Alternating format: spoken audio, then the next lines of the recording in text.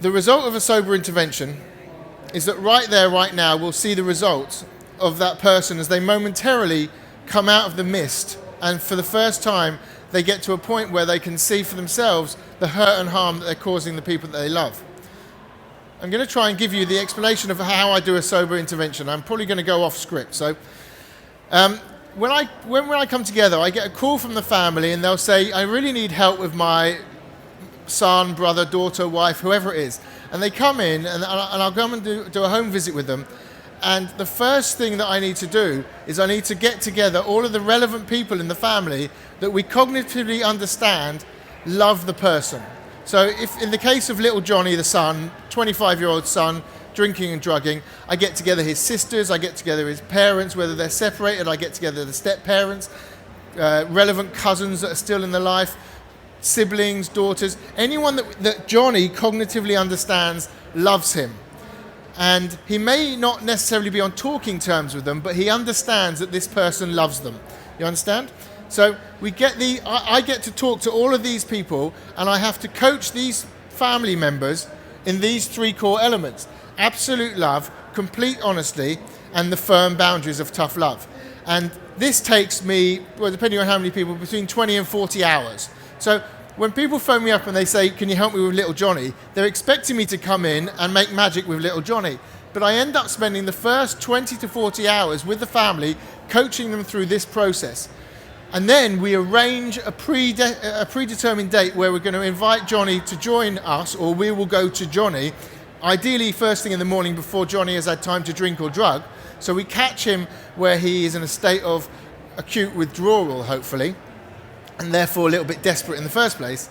And in the structured process that I've taught the family members, we confront Johnny from a place of absolute love. Johnny, I love you, you're my son, you're my brother, but with complete honesty, but when you're drinking, I'm scared for your children. You go out drink driving, I think you're going to make a mess, have an accident.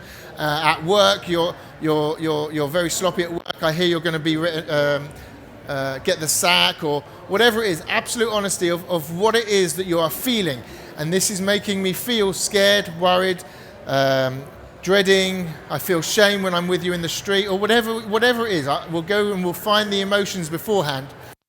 And unless you accept the help that we're giving you today, then I have to ask you to leave the house. I take away your keys. I can't give you access to the children. You can't live here. You can't work here. We give that person consequences right here, right now, today.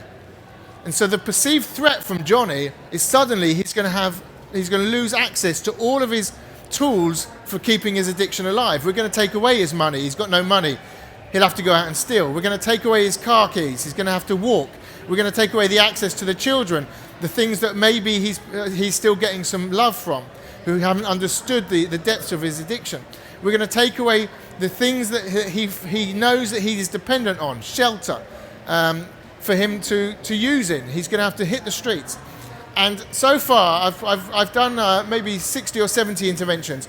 I have never got to the point where the addict at this point hasn't accepted the help that we're giving them today.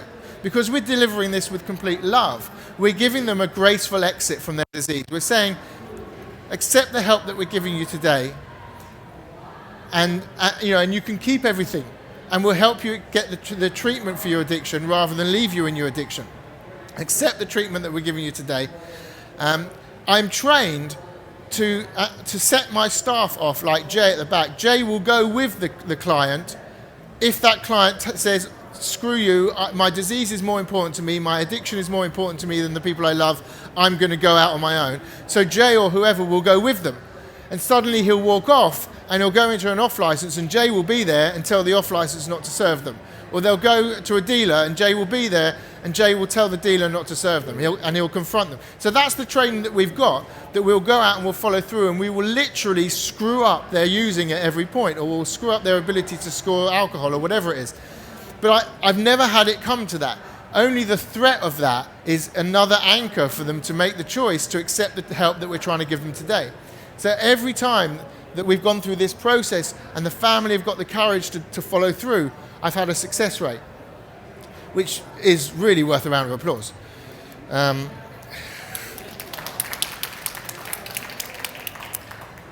absolute love, complete honesty, and firm boundaries with tough love. And that tough love is going to save their life. And thank you for the round of applause. It was a bit facetious, but the reality is that I haven't had an unsuccessful intervention since we've started, and I've been doing them since 2008, so 8 or 9 years.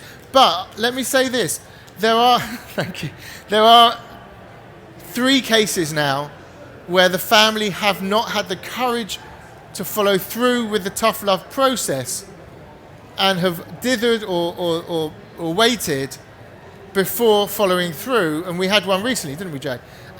And in that case, it was a drug addict, and the other 2 cases, it was an alcoholic.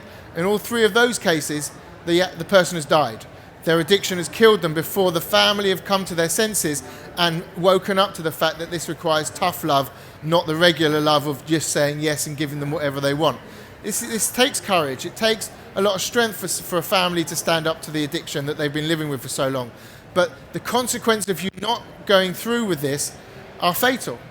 So that's the sad statistic that we have. Yeah, no, I'm going to come back to this slide, actually. So the alumni, this is an American quote, the alumni remember the professors who loved them enough to demand their best work. And that's a similar analogy. If you can love your addict enough that you can push them through where it gets uncomfortable for them, they're going to get a result. But if you just let them carry on messing around at school or whatever it is, they're never going to produce their best work. It's a great analogy.